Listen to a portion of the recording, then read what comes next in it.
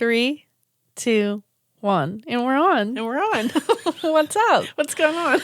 Nothing. Hey, everyone. I'm Leigh. I'm the daughter. I'm Lori. I'm the mom. What are you giggling about? Oh, life. Life as we know it. Yeah. We live in the same house, and I feel like I have not seen you I know. in quite a while. Yeah. Who are you? You're a stranger. I don't know. Hey, what's up? I don't think you're missing out on much. Where have you been? I don't think you're missing out on anything. I know, right? Well, we did start like a cleanse together. OMG. So maybe it's good we haven't seen each other because we both always get a little on edge. Testy. Get a little spicy. Where's my sugar? I know. Yeah. Yeah, not like a diet or anything, just like No. literally just a cleanse. Well, we've it's been quite the year, you know, and you kind of wear yourself down and you start getting tired. And when you get tired, you drink coffee and eat sugar to keep your energy up. And then it's like a vicious cycle because you like feel and then you like do that and then you feel good for a little bit and then you crash and, Well, yeah. And I think the thing is like we've been pretty quarantined for the most part for like going on a year now. Yeah. So we've been very like, I just feel like I never move. Sedentary. So I just wanted to kind of expel all of that bullshit and kind of start a little fresh, be a little more mindful with, how I'm treating myself inside and out. Yeah. But yeah, the sugar, man. Oh, Yeah. I love it. Me too. I love it, Mom. I love I sugar. just want to eat chocolate cake all the time. Does not love me. It doesn't love me either. No, it makes me feel like doo-doo. Like doo-doo. Yeah. So we're drinking some fizzy water, and I haven't even had coffee in like... You cut out the coffee. I cut out can't. the coffee. I agreed to alcohol for 2 weeks. No alcohol for 2 weeks, just to give my liver a little... Yeah.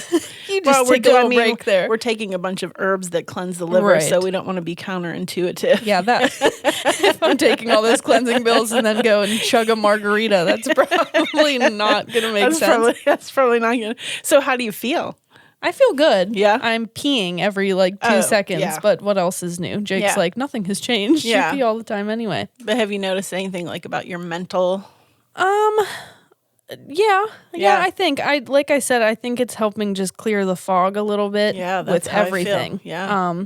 So we've been getting out, we've been taking the dog for walks around the lake and just, I don't know, breathing things in a little bit more. Like I said, just trying to be more mindful. Yeah. That's what it's about for me. It's and that's the thing too. When you're doing a cleanse, you're supposed to, it's like spring cleaning, man. Right. Cleaning house. And, that means mentally, spiritually, and physically. Mind, body, soul. Mind, body, soul. Yeah. Which the optimal way to do a cleanse is, they say while you're cleansing, you should like not have to be working. You should be resting, relaxing, reading, because I don't know about you, but it's like 1 minute they say, well, when like as you're detoxifying, you'll kind of like get flu-like, tired. Yeah. So 1 minute it's like, oh, I want to take a nap, and the next minute I'm like, woo, I got all this energy. Woo!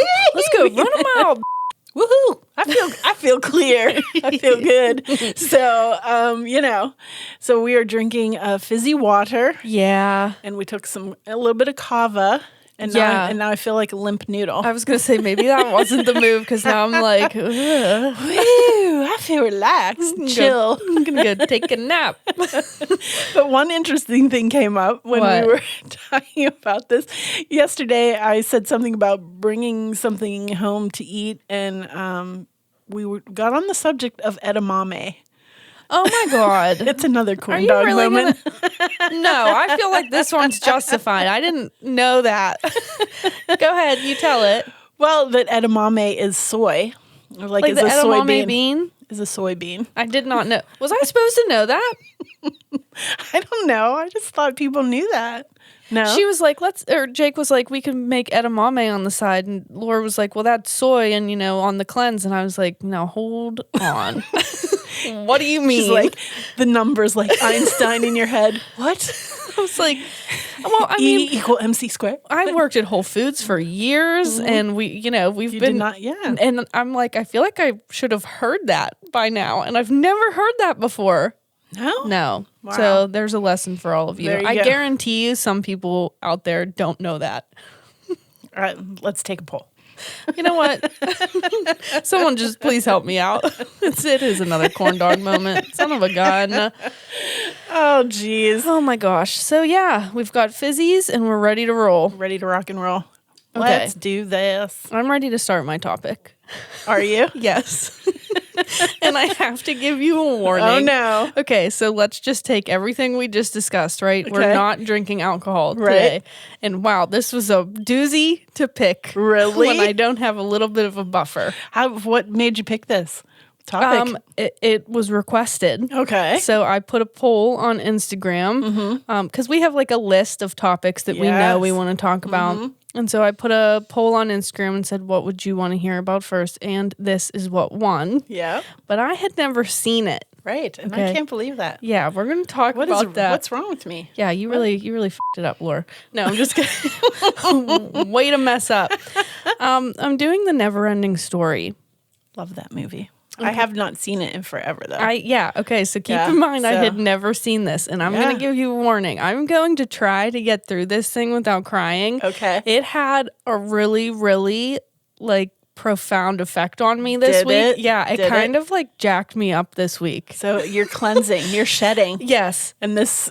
It coincided, you. Yes. So you were meant to see this. I was meant to find this movie now. Because you said, how have I never seen this? And you're Before I sat down, I was literally like, Mom, how have I never seen this movie? Because it's very kind of like Labyrinth-esque, and that's my shit. And so I was like, how have I never seen this? And then I'm watching it, and I'm like, oh my God. I understand, I was meant to see it now. Which is it because it's made for kids. Yeah. So, but I think if I would have seen it as a kid, it wouldn't have meant the same. Yeah. So, okay, let's get into it. Let's do it. I'm excited. Here's your Oh, no. Do I need a tissue? Maybe grab a tissue. I don't know. I'm really going to try to get through it. I cried throughout the whole film. Okay, so it is a 1984 fantasy film. Okay. All right, based on a novel by the same name written by Michael Ende. Okay. I'm probably saying that wrong, but whatever. We'll go with it. Okay, directed by Wolfgang Peterson. I like that name. That's fun. Wolfgang, strong name. Not Puck. No. Whip you up a meal while you're watching. That was good. All right, cast. Barrett Oliver as Bastian Bucks. Noah Hathaway as Atreyu. Alan Oppenheimer as the voice of Falkor. And Tammy Stronach as the childlike empress. Wow, that was really putting me to the test there. That's some... All of the names in this movie, the character names, are also going to put me to test. Here is your warning. I'm probably going to butcher one. At least one, and you're just going to have to ignore it and let me go, all right? So here's the rundown. Okay. It opens with young Bastian telling his father that he has had another dream about his mother who has just passed away. Okay? And he's young. I'd say elementary school, possibly middle school. Yeah, so right away I'm oh my God. Get out the tissue. Again, and I didn't really know what this movie was about because it kind of just, I don't know, evaded me. Yeah. Okay, so side note. Okay. As this really sad scene is happening, right? Bastian is buttering a piece of toast. And there is this massive block of butter. A brick of butter. A 5-pounder. I literally had to pause it and rewind it. I was like, is that supposed to be butter? Dude, we got grilled cheese for miles. It was the size of a brick. And I had to write down because I was kind of giggling at the sad scene. I'm like, look at him buttering that f***ing toast. Massive brick of butter. Okay. Is it funny the things that pop out to you? Well, because it takes place in the 80s, so all of the the cereal, and the boxes, and I'm looking around and then I'm like, is that a fucking brick of butter? What is that? Okay, so the father says he just received a phone call from Bastian's teachers and he isn't doing well in school. Instead of doing his classwork, he keeps drawing unicorns and fun things like that on his notebooks. I'd rather do that than my classwork. Right? Also. Sounds like me. I'm like, hey, is it good? Is it a good unicorn? Mr. Bucks tells him to get his head out of the clouds and keep both feet on the ground. He says now is not the time to be emotional about your mother. you got to buck up, basically, is what that conversation. And keep in mind, this young kid. Yeah. All right. So on his way to school, Bastien runs into a group of bullies who call him weirdo and throw him into a dumpster. This kid is having a rough go of it. He's having a bad streak of it. And I hope I'm saying his name right. Bastien. I think it's Bastien. Is it? I think it is. But you know what? Hey, I said I would butcher at least one. This might be it. Tomato. I literally just watch it. You'd think I'd remember, but I don't. So he gets out of the dumpster, and to hide from the bullies, he runs into an old bookstore. The best place to go. Right. The owner is a grumpy old man who I thought was hilarious, and I loved him. And they get to talking about a special book that he has been reading called The NeverEnding Story. Bastien steals it. So he steals the book? He does. The book owner's like, this book is not for you. It's not a normal book and you're not ready for it. And then he like goes to take a phone call and Bastien's like, I'm fucking taking this. He probably knew he was going to take it though, right? Yeah, well, yeah. So he leaves a little note that says, don't worry, I'll return it later. And the book owner's like, that's what I wanted to happen. Gotcha good. Okay, so he goes up to the attic of the school and begins to read The NeverEnding Story. We are instantly transported into a world that we are led to believe is Bastien's imagination while reading the book. Okay. Right? Where there are fantastical creatures like trolls and a giant snail and a giant bat and something called a rock biter, which is like this big, I don't know. A like big rock guy, but he eats rocks. It's very cute. And they're all hiding from something in a land called Fantasia. Okay, so something is wrong there. The lakes are drying up. Everything is disappearing. So they are hiding from something called the Nothing. Okay. The group of creatures decides to head to the Ivory Tower to get help from the Empress. She's the only one that can save them from the Nothing. Awesome. Right. So they make it to the Ivory Tower and are told that the Empress has become deathly ill. Oh, no. And I know. And the Nothing is what's causing it. Oh, no. Okay, so they're like in a battle. And even she can't save Fantasia. She's going to die. Again, tissue? Would you like a tissue? This is not looking good. No, it's not. However, there is someone who can save Fantasia, and his name is Atreyu. Oh, yes. He is a great warrior, okay, and only he has the power to do this. The townspeople are surprised when Atreyu shows up, and he is very young. Oh. And he's like, F all you bitches. I got what it takes. You can suck it. I'm a warrior. I'm going to save Fantasia. So he agrees to go on a quest to find a cure for the Empress. Okay, so that all of Fantasia can be saved. If he fails, everyone will die and the world will be destroyed. Oh, great. Okay. No pressure. No pressure. Take your time. Have fun. No hurry. Everyone's about to die. The rules are he must go alone and he must leave all of his weapons behind. Oh, bummer. Jeez. Thanks. Jeez. He is given one thing, a protective necklace called the Orin, and whoever wears it speaks for the Empress. So it should help guide him on his path. Okay, so Atreyu is off on his quest for knowledge. Oh, shit. Okay. I see that no alcohol has had no effect on me not being able to speak. Good to know. Okay, he's off on his quest with his horsey friend Artax. Oh, cute. Yes, they're like best friends. Aww, adorable. BFFs forever. Wait, best friends, BFFs already means best friends forever. Best friends forever. Whatever. F off. The La Trattoria. the restaurant. Oh, okay. Anyway, weeks go by, and yet he has found nothing that can save the Empress. But we see that the Nothing is not far behind him. So he's kind of following Atreyu. Okay. Atreyu and his pal are trucking along and are making their way through the deadly swamp of sadness. Okay? What the hell? That's what it's called. The deadly swamp of sadness? The deadly swamp of sadness. Son of a And this is dangerous because whoever lets the sadness overtake them will sink down into the swamp and drown. And this is a kid's movie. This is a kid. Yep. And that's exactly what happens to Artax the horse. Oh no. See, I'm like literally, I'll start crying. I cried the whole time. Artax is like stuck in the swamp and he's sinking down because he's so sad because that's what the swamp does to you. And Atreyu's like, no, you have to stay alive for me. Like, oh, girl. See? I know, look, there's tears forming. Meanwhile, she can see 20 people get hacked and she's like, yeah, give me some popcorn. But if an animal. Artax the horse, really? But if an animal. I literally was like, I'm about to shut off this movie. I can't watch anymore. It was really sad, though. So then Atreyu is obviously heartbroken because now he's alone and his friend died in the swamp of sadness. Oh, yuck. I know. But he finds Morla, the Ancient One, who is the wisest being in Fantasia.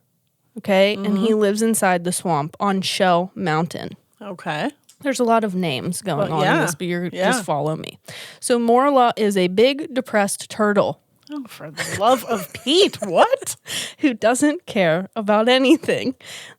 Oh, and she, I think it's a she, is like, I don't even care that I don't care about anything.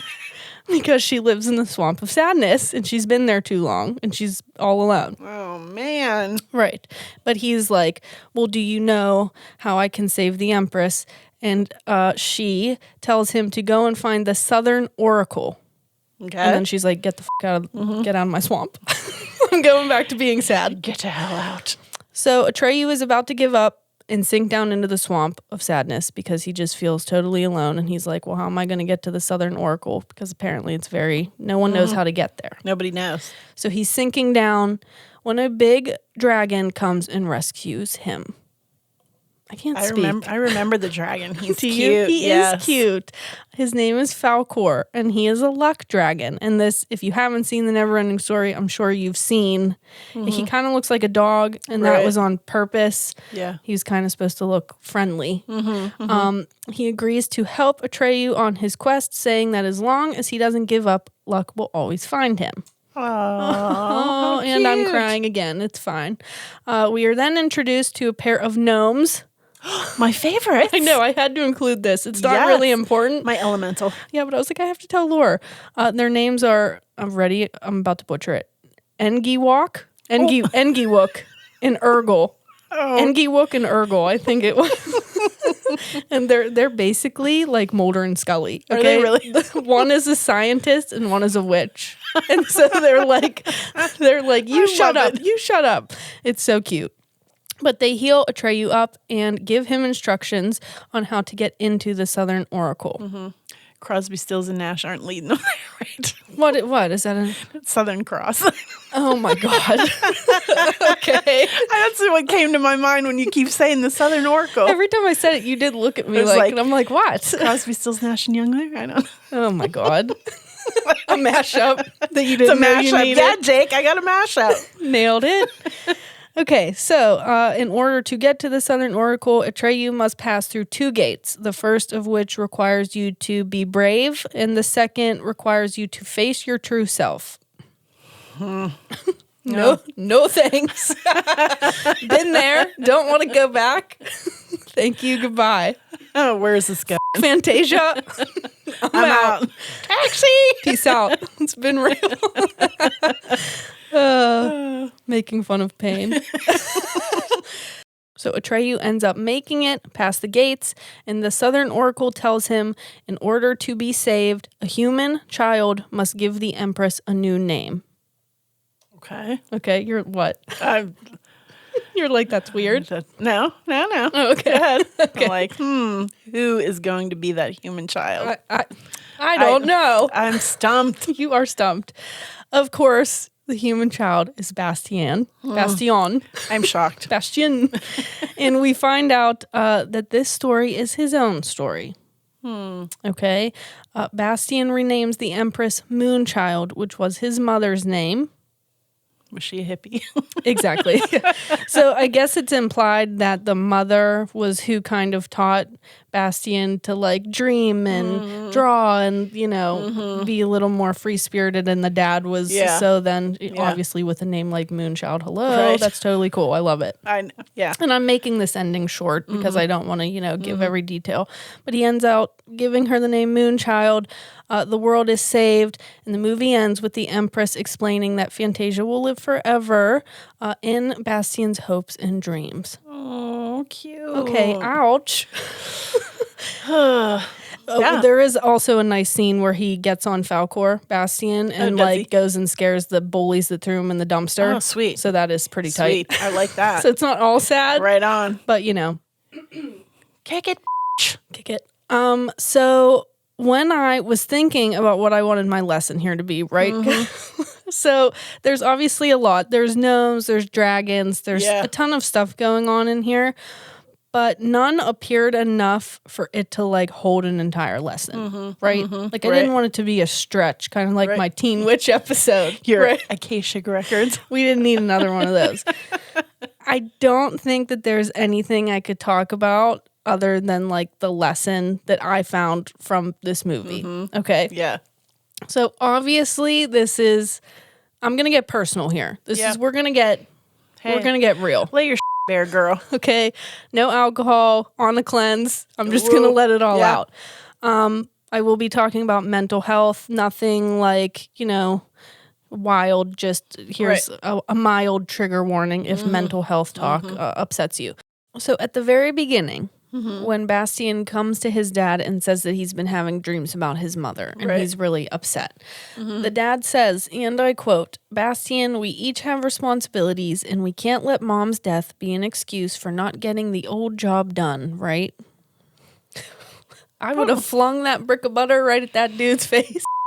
Pull yourself up by your bootstraps. That strikes a chord in me, and we're going to go into that a little bit. But this is the kind of theme, right? Yeah. So I'm going to go through what I think the movie represents. And in my research, a lot of other people kind of agreed. You can take a bunch of different lessons from it. But this is my personal lesson, okay? So Bastian's mother passes away. When he is very young. And to cope with it, because obviously he's not getting, you know, the love or, you know, support from his father that is required for something like that. He escapes into the book. Right. And books. Like he mentions that he loves to read and he likes to draw and his head's in the clouds. Right. Okay. Yeah. Sounding like anyone you know. Who I mean, who doesn't relate to that? Exactly. I mean, you know. That's what I said. Like me as a child, I escaped into any movie or book or piece of music or like painting that I could get my hands on. Like I just like, and that's, I firmly believe like what led to even us starting this podcast. Like I just wanted to soak it all up because, you know, again, we're going to get personal here. I went through a lot of not great stuff when I was little. Right. And so I really related to this character. Yeah. Okay. So at one point, the Nothing's little wolf-like servant is talking to Atreyu after their big battle. And he tells him that the Nothing represents emptiness. Okay. So the Nothing, in my eyes, can be seen as a representation of despair. Right. Okay. Yeah. And despair is defined as the complete loss or absence of hope or depression. Right. Right. And so it's chasing him. Yeah. Throughout the whole movie, right? Yeah. Like every step Atreyu takes, he's like right behind him. Yeah. And he's wiping out the whole town. Yeah. Right. And you can't see the Nothing. Like you see his little wolf guy. Right. Who talks for him, but you can't see the Nothing. Yeah. There, it has no form. Okay. Yeah. So to me, it was like right off the bat, I was like, oh, that definitely represents like, you know, that emptiness that he's feeling. Yeah. And he's trying not to let it catch up with him, right? He shows himself as Atreyu. So, right, Bastian feels weak. Okay. But in the book, Atreyu can take on anything. Okay. He's the unstoppable warrior. Right. So Bastian doesn't feel like that. But he's showing himself as that in the story. Right. Right? So he is Atreyu. Yeah. In my opinion. Right. The journey that he goes on is grief, right? The journey that Atreyu is going on is grief. to me, this is like, and grief is defined as the response to loss. Right. Okay. The deadly swamp of sadness. To me, as soon as you said that, I was like, wow. Like, so to me, even like whatever message you got out of this film, that's fantastic. But to me, it was like, oh, but as soon as they said deadly swamp sadness, I was like, and then you have Morla, who lives there. Yeah. And she's really depressed. Yeah. Because she stayed too long in the swamp of sadness. Yeah. She let it get to her.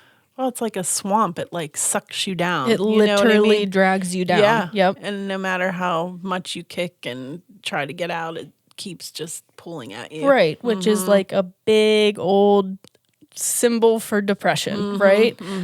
Or grief, or loss. Yeah. It just pulls you down. And Atreyu is almost drowns in the swamp, and he's just after his horse dies, he just is about to give up, but then the luck dragon comes and saves him. Yeah. And I love it so much. Yeah. And from what I have read, in East Asian culture, dragons are seen as a symbol of good luck. So I thought that was interesting. Yeah. I don't know a lot about dragons, to be completely honest. Yeah. So the luck dragon represents a glimmer of hope for Bastian. Oh, yeah. So towards the end, everything disappears. Like, Fantasia's gone, really. Okay. Everything gets wiped out. The nothing takes everything. Atreyu's friends, his good luck necklace that was supposed to guide him, his entire world, right? Which from my experience, that's what depression can make you feel like. Like, it has this tendency to make you feel very isolated and alone, and like you're never going to get through it, and like it just wipes out your whole world. So to me, like, his mom just died and he's grieving, and that's what it feels like, is like your entire world has just been shattered. Yeah. But because Atreyu is a warrior, he doesn't give up, and he keeps fighting. Right. And there's like symbols of that throughout the whole movie, like just don't give up and just keep fighting. And I really liked how they had this, this young character work through such complex emotions, like through this story. It was it was just done so well. Yeah. And what I really liked is when he gives the Empress a new name, it represents a new start for him. But because he gives her his mother's name, he can move on while still remembering his mother. Yeah. And just, oh no, see? It's gonna get me again. Here come the waterworks. I'm doing good. You got this, champ. I got it. This is a really hard topic for me to talk about. Like, I'll be completely honest. See, here I go again. Yeah. Because my childhood was really rough. Like, I won't lie about it. Oh boy. Yeah. Where's the alcohol? Let's do a cleanse. Yeah. But you talk about some serendipiosity. Oh my gosh. All of this is, helping you shed. It really is. And I still, to this day, suffer from very severe depression. So I hope that I'm not speaking on this lightly or, I take it very seriously. I understand. And this is just my experience, but I just said to you the other day, like before I had watched this movie, or I might have said it to Jake, I just said, I can't lose anymore. Like, I have nothing, you know what I mean? Yeah. Like, I just feel like if I lose one more thing. Yeah. And then all of that played out in this movie. Yeah. Like, literally, like, step by step. Yeah. Just dealing with those emotions and not giving up and just having hope. And oh man, it punched me right in the gut. Yeah. Obviously, you can you're like, I'm still. I can't. Yeah. But it's interesting because when I posted on Instagram that this is what I was talking about, one of our followers, Willow, we talk to her all the time, but she was like, I love this movie when I was a kid. I'm sure if you watch it as an adult, having not seen it as a kid, you wouldn't understand. Like, because maybe it's just for kids. You're like, was it for kids? No. I mean, there were a lot of elements and like fantastical. Yeah, there really were, and some really sweet moments, but boy, it was a heavy movie, like, honestly. And maybe as a kid you wouldn't recognize it if you haven't been through the certain things. But as an adult, wow. Like, I don't think I can remember a time where a movie has had a bigger impact on me than this. Really? I swear. It just, at the right moment, like, just holidays are hard for us. Very. Not to get into too much detail, but we are, separated from our whole family. So it's very hard. Holidays are very hard. Then my birthday, as much as I love my birthday. And I love my birthday. And we try to make it a celebration. I know, and I try to, I'm just like, no, it's my birthday. It's always hard because, we're away from people. So just that all, and then this just fell into my lap, like literally. And like I said, it's weird that I haven't seen this movie because it's everything that I loved as a kid, and it's just crazy to me. But then that is like kind of my lesson too. Is like the power of a good story, which is really another lesson in the movie, is just like how powerful. And things come to you when you need them most. Yeah. Really. Like, you needed that message. Oh, yeah. You really did. Yeah. It really helped me a lot. It helped me have some breakthroughs this week, which is it's just, it really, really cut down in there and made me think a lot. And, it's hard to think about these topics in relation to a child, right? Because right off the bat, when you see Bastien at the beginning, you're like, oh my God, your heart's just breaking. But like, so many of us dealt with stuff like this when we were little, and it has such an effect on you. Like, I'm still dealing. I'm still dealing. Well, you talk about it all the time, how it ripples out into who you are as an adult. It really does. And like, that's why that comment that the father makes, like, just pull yourself up by your bit, like, that stuff has such an effect. And so I really liked that, like, this was kind of giving, Bastien his power back as a kid, who was just crushed. And it was just really beautiful, honestly, and just such a powerful story. And so good. Yeah.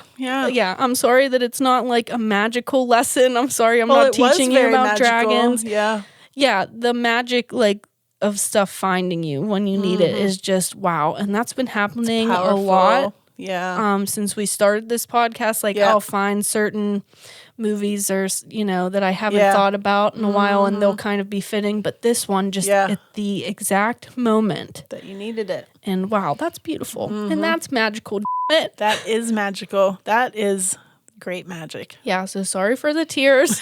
Okay. Know good. That I'm comfortable with you, because that doesn't happen often around. I'm hugging you from here. Thank you. You're welcome. Please don't judge my tears. I'm an Aquarius and I was vulnerable. I'm going to feel uncomfortable about it for years to come. Oh, no. Okay, so besides all of the, really sad stuff, here's my random thoughts. Okay. The theme song and the score, wow. Yeah. Wow. Mwah. Chef's kiss. And I'm going to bring up in season 3 of Stranger Things. When Dustin sings the theme song. Oh my God. I get it now. You get it. I get it now. Yeah. It was cute when I saw it the first time, and now I'm like, now I'm going to cry every time I hear it. I'm going to have flashbacks and cry. There's one scene where they're in what's called the Crystal Island, and it's literally like this island of big, quartz crystals, and it's just so cute and so magical. The band Atreyu did get their name from the character in this movie or book. Yeah, cool.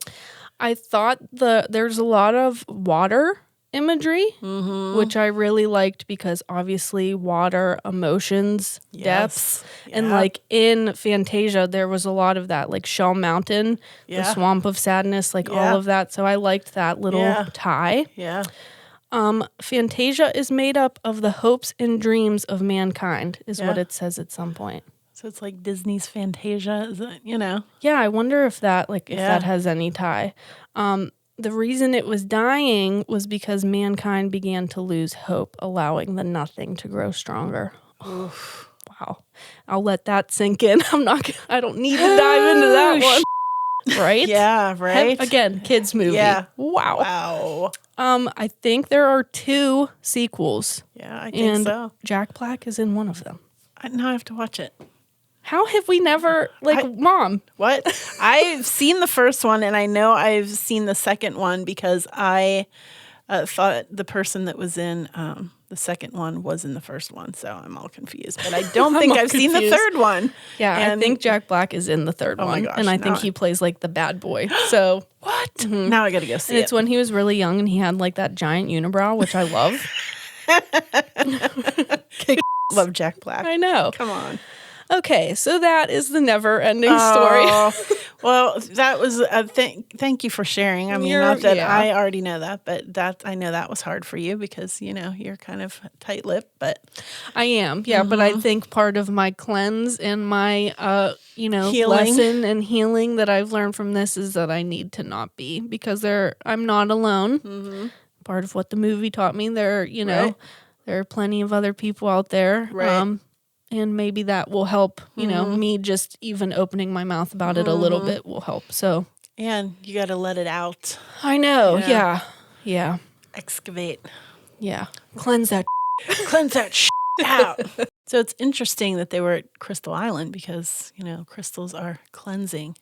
Yeah, I really want to watch it again. And because there's so much imagery in there, and I want to dive in there. Dive into it, yeah. Yeah, maybe we can do a part 2 where I can. Yeah. But I need some time. Yeah, and I watched it all alone too. And Jake came out. He was like, "Are you okay?" I'm like, "No." Well, the horse died in the swamp of sadness. You probably needed to, though.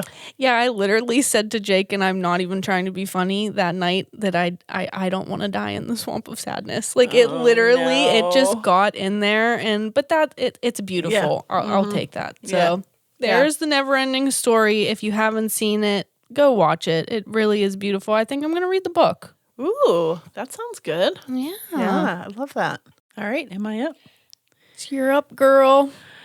All right. Well, I don't know how I'm going to top that one. Oh. Woo. I'm going to make it a little lighter. Let's talk about death and people getting chowed to death. Tight. I'm in. I think I've learned something about myself. What? I must like horror. I don't know. Yeah, girl, just give in. I know. So I'm doing another horror movie today. Yes. What? I love it. I am doing Silver Bullet. Oh, I love this movie. This is one of my faves. They're all one of my faves, right? It's one of my faves. It's such a funny, underrated horror movie, though. It really is. And I think I have to say it, the horror that I like is more on the funny, quirky. Campy. Campy and not too much blood and gore, right? So this is a 1985 American horror film based on the 1983 novella. Fancy. Mm-hmm. Which I had to actually look up, it means a short novel or a long short story. Oh, really? That is what a novella is. Oh, I'm not going to say what I thought it meant. Nutella? I thought it was just French for novel. Was like, no. Okay, just keep it moving. Roll it. So the 1983 novella Cycle of the Werewolf by Stephen King. So, love. Produced by Dino De Laurentiis and directed by Dan Attias. Hopefully I said that right. And Stephen King actually wrote the screenplay. Oh, really? Yeah. Oh, cool.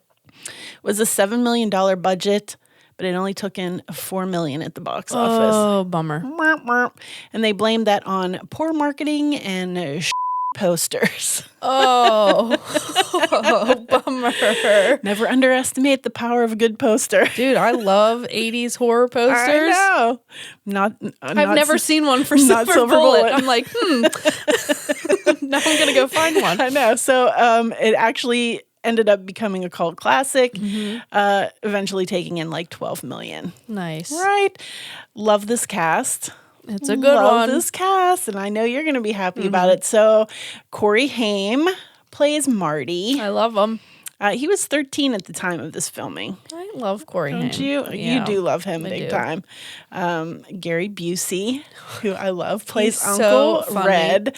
This probably, besides the Buddy Holly story, is my favorite thing that Gary Busey is in. He's hilarious in this movie. He is so funny in this movie. It is absolutely worth watching just to see him. It is. Megan Follows plays Jane. And of course, we know her from Anne of Green Gables, which I just love. And she was actually 16 when they filmed this.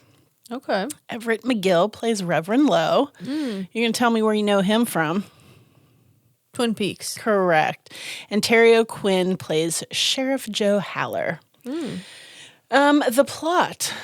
The story is narrated and told through, narrated and told. See, I just, the restaurant got you good. La La Trattoria. Is told through Jane's eyes. So she's the older sister of Marty, right?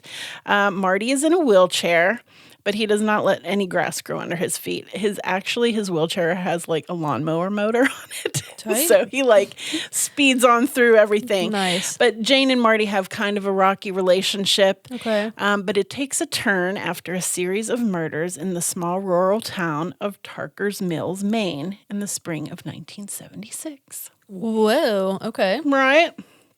Okay. Let me flip my paper here.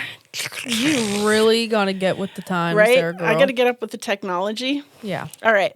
So, right out of the gate, we got a body count of 9 in this movie. I'm just going right there. And so, right out of the gate, we've got a railroad worker named Arnie, a pregnant gal named Stella. She gets attacked. Arnie gets his head ripped off. Let's see, an abusive father is killed in his greenhouse. But I did love the plants in that greenhouse, I just have to say. Those were some nice ferns hanging in there. Oh, my God. I know. Stop it. I'm like, he's getting attacked, and I'm like, ooh, there's a fern. She's like, rewind. Hold on. Let me see the foliage back there. So we have those 3, and then Marty's best friend, Brady. They're flying kites, and Jane comes to fetch Marty for dinner, and Marty says, Brady, are you coming? And he says, no, I'm going to stay for a while. Bye-bye, Brady. Bye-bye, Brady. And so his best friend is killed. Okay. So at this point, the town now says, what the hell's happening around here? Now? It took you till now? Took you till now. I said, I think we should do something about this. And so they decide that they're going to go for some old-fashioned, vigilanteism. And they're going to go take this matter into their own hands. And they're all going to head out into the woods. Because we don't know at this point. We don't know. Okay. Well, the first one, you don't know. It's unseen. Okay. When the pregnant lady gets killed, you see some sort of beast. But it's not really, you don't see it with the father in the greenhouse, and you don't see it with his friend either. Okay. So it's kind of like, it's some sort of a beastie type thing. It's growling and moving, but we don't know quite yet. So they go out and they decide that they're looking in the woods for something because they know it must be some sort of animal, right? Because the people are kind of ripped apart. That does not bode well. So the sheriff tries to say, no, stop, don't do it. Stop, don't, come back. And the reverend as well, he's trying to say, guys, don't do that. Doesn't bode well for the townsfolk as several of them die. We tally up the body count, 3 more, And interestingly enough, the other survivors claim that they didn't see anything, out of the ordinary. So, okay. So we jump to it like after the scene in the woods, we then see them in church and the caskets of the people that have passed away. Okay. Or, that got murdered. Right. And the reverend is up there like talking like this is a tragedy and all of a sudden it changes, like all of the congregation starts turning into werewolves and beasts, and it's like when I'm doing my research, it's saying like this is one of those scenes where it like took so much extras and special effects and for this little dream sequence. And then, hey guys, spoiler alert, red flag. So then we wake up and we notice it's a dream. Whose dream? The preacher, the reverend. Right. And so, red flag. Right? Dun, dun, dun. Dun, dun, dun. So after all of that, they decide that the 4th of July festivities are canceled. Nothing's happening. No So fireworks. now Marty is pretty darn upset because he has just lost his best friend. And gosh darn it, there are no fireworks happening. Oh, son of a So they decide to have a party at their house, and they're firing up the barbecue. They're grilling some meat. barbecue and fireworks. And Uncle Red comes over to enjoy the festivities. And of course, he's, the comic relief Hilarious. all through the movie. But he is in the garage tinkering on something. Okay. And it's a surprise for Marty because he wants to make Marty, feel better. Right. So Because his friend just got mauled. Because his friend just got mauled and there's no fireworks. Right. So then he lifts up the garage and out wheels this. He makes him a custom wheelchair. Nice. But it's like a wheelchair/motorcycle. It's silver with red flames, and it's called the Silver Bullet. Hint, hint. Hint, hint. And he's upgraded from lawnmower motor to like motorcycle engine. Dude, he's trucking. Right. He's trucking. And not only does he give him this custom cycle, Right. but a whole ton of fireworks. Oh, Uncle Red. Uncle Red. You're the man. You are the man. Mm-hmm. All right. So he must have done some planning or something, before he went to bed because he crawls out the window and his wheelchair's like waiting down there for him, And he gets in the wheelchair and, hey, Marty, hello. Are you like, I don't know. There's been murders in the town. Murders right here in River City. And he is basically, he decides, I'm going to go to the park in my wheelchair At night. and light off some of these fireworks. Okay. Right? So it's not like he Seems even legit. decided to do it near his house. He's Right. like, I'm going. And he's out there, he's having a good time lighting off fireworks. And who do you think shows up? The werewolf. Right? Hello. And now we're getting a good look at him. Oh, right? Right. And so he, of course, he's quick. He's quick. And what does he do? He shoots a firework off at him, and it goes right through his eye. Nailed it. 10 out of 10. What the hell, right? So then he goes home. He's like tries to call Uncle Red. Mm-hmm. He's like, I just saw a werewolf. Uncle Red's like, there's no such thing, and hangs up on him. So the next day, even though him and his sister kind of butt heads, right? Mm-hmm. So he convinces his sister to go out and collect empty glass bottles. They must recycle them or something. I don't know, for the church. And he's looking, he wants her to look to see somebody's not Who's missing an eye? Who's missing an eyeball, right? And so she agrees to do that. And she goes and she knocks on everybody's house and everybody's got eyeballs. Everybody's got two. Everybody's got two. And so she's at the end of the line and she's like, that little I'm like, right. I can't believe I believed him. And so she comes up to the Reverend and she's like, hi, Reverend, I've got my bottles, and he's like, take them into the shed, Jane, And then she goes in and he comes in and he's wearing an eye patch. So he is missing an eyeball. Didn't see that one coming. So now she's like, I don't feel so good, Yeah. So now he knows. Right. That she knows, that Marty knows, that, everybody I'm knows. with you. Yep. And so not that they needed to, but then they start sending him these, notes in the mail.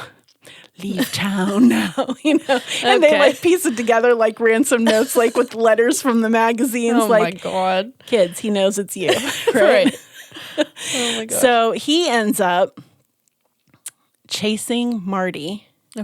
Okay, on his wheelchair. Silver Bullet. On the Silver Bullet in his car, and he's trying to, as the Reverend, and he's trying to run him off the road. Jeez. And he's trying to kill Marty. Right. Because now Marty's, his cover's He's onto blown. him.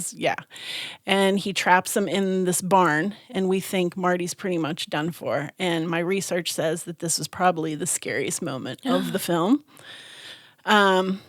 But he happens to get saved by, a neighbor that's, driving down the road or something. Okay. And so the Reverend hikes it out. Gotcha. All right. So they finally convince Uncle Red that, something's amok, right? Because he sees the paint chips, because he hit Marty's silver right, bullet. right, And right. so his car paint is on. So he's like, okay, I better take these kids seriously. Right. So instead of like, diving into their chicanery and their silly notion, he goes to the sheriff and says, hey, like, somebody Right. check this out. Well, hello, bye-bye, sheriff, right? Oh. Bye-bye. So then they said, look, you sent the sheriff. Nobody's seen him since. They give him their silver chains and say, you need to go get a silver bullet made. So he does that. And I have to say, I even put a note, like he's wearing like a bucket hat, Gary Busey. Oh, boy. I'm like, what a snappy dresser. Okay. But he gets the silver bullet made. They get the parents out of the house. He's going to stay there and babysit them. Well, He agrees to, and the bullet's in the gun. And of course, the werewolf jumps in and, big fight ensues. And Marty ends up killing the werewolf and he turns back into the Reverend. Bummer. Right? But Marty kills the werewolf with a silver bullet in his silver bullet. He wasn't in the silver bullet at the time, but Lore, Virgo. You I get you. I get you. So that is pretty much Silver Bullet. Love it. And it's such a great movie. It is. I love it. It's a good one. It's bad but good. One of those bad but good ones. If you like werewolves, give it a watch. Yeah. So just a few little fun facts. Okay. So it was released in the mid 80s and it had a lot of competition because it must have been the season of the werewolves. Oh.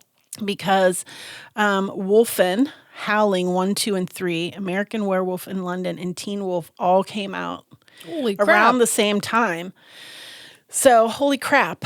Gary Busey did a lot of ad-libbing in this role. I believe it. Yeah. Yep. So, very off the cuff, no preparation, but he does, when they're watching the baseball, I have to say, he's like, pitch on, Yankees, pitch on, and it's so funny. I love it. He also insisted on doing his own stunts.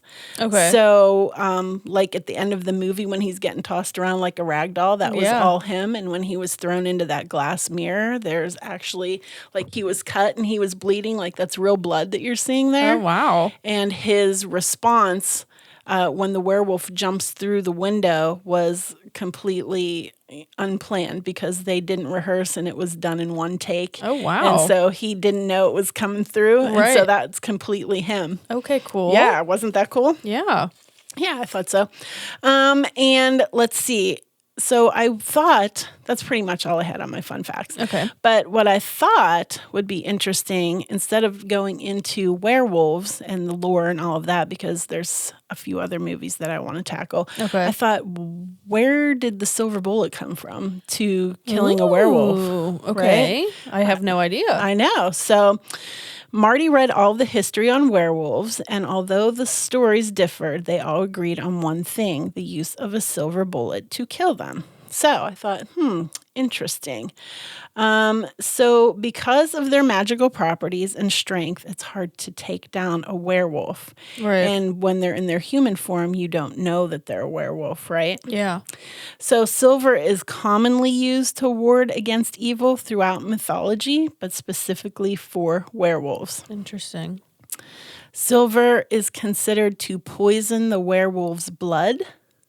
And it's the fastest way. So most of the lore says you have to shoot them in the heart with a silver bullet. Although in this movie, they did it in the eye. Oh.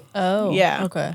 So, but the mythology is that you have to shoot them in the heart. Oh, I didn't know that. Yeah. So the heart is the fastest way to get the silver into the bloodstream. Makes sense. And can contaminate the blood. You know what I mean? Right. And kill them.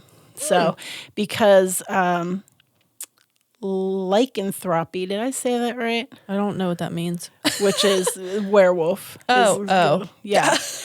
Well, is a bloodborne virus. And so they believe that through the mythology, silver is very antimicrobial, has a lot of antibiotic properties. And so that the silver like counteracts. Oh. Yeah.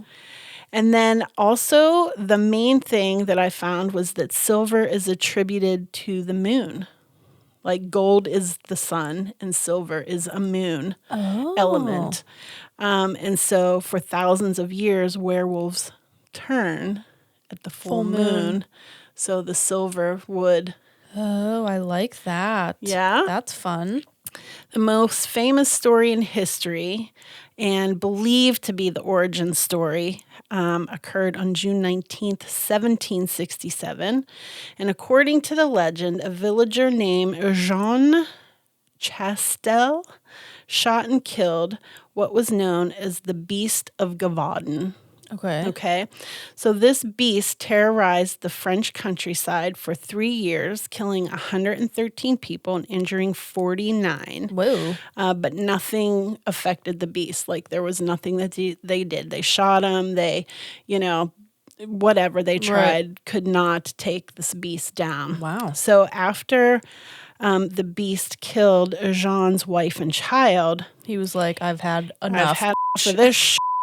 He crafted a silver bullet out of his cross, which was a family heirloom, and had it blessed by a priest 3 times, and it killed the beast. And so that's where the origin story of the silver being able to kill werewolves kind of stuck. Right. But then, all the other things like with silver just as an element.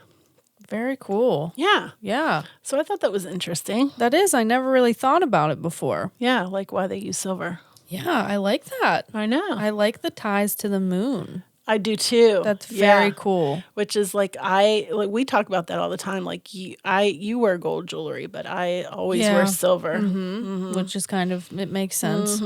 Yeah. Wow. And silver is a moony element. Yeah.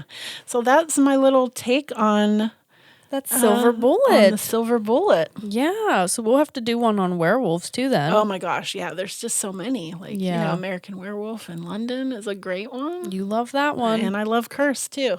So there's a lot of good werewolf movies out there. But the history of werewolf lore is like so in depth. Right. So it will have to be, Yeah. To really get in there. No, I like this. Yeah. I think werewolves are my favorite out of the Universal monsters. Really? Yeah. Ooh, okay. I always loved as a kid.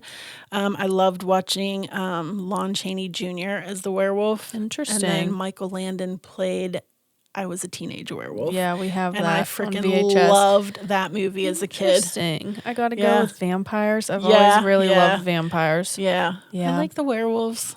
I was even known to like a little Twilight. Hey, that's both. Yeah. Vampires and werewolves. Vampires and werewolves, yeah. Oh my gosh. There you go. We'll have to do a Twilight episode. You can take the vampires and I'll take the Okay, no, werewolves. wait a minute. That would be kind of fun. That would. Huh? Okay. Okay, let's think about that. I take back my whole comments about it, and that kind of seems cool. Maybe we can. Yeah, maybe we can. Let's think about that. Yeah. Oh, okay, up top. Woo! Right on. Love it. Mm-hmm. All right, you know what time it is. What time is it? It's time for Killer Quotes of the Week. I love that.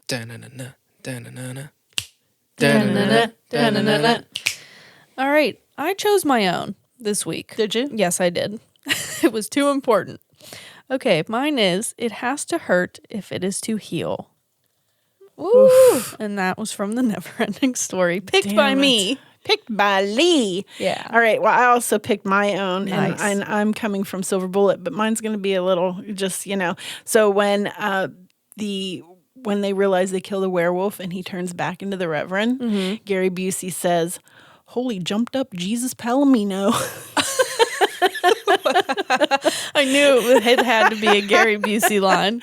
Because it's so good. Uncle Red, you are one of the best characters. He really is. All right, I love it. If you want to be next week's Killer Quote of the Week, we normally ask for them on Instagram. So go follow us at Uncle Bob's Magic Cabinet. Check out our Patreon if you want some behind the scenes blooper videos and extra episodes and stuff like that. Yeah.